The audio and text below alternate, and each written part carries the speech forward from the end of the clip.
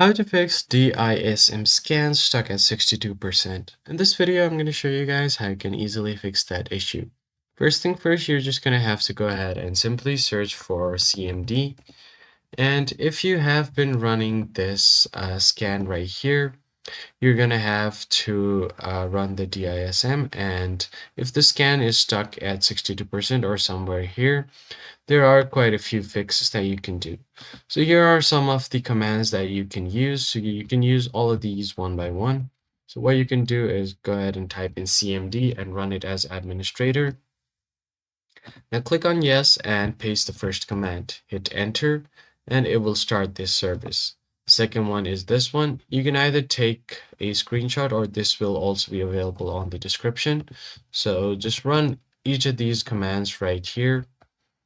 And once you have done that, just go ahead and keep running them one by one like this. And once that is done, you should be able to fix the issue. I hope this tutorial was helpful to you, and I'll see you on the next one. Thanks for watching.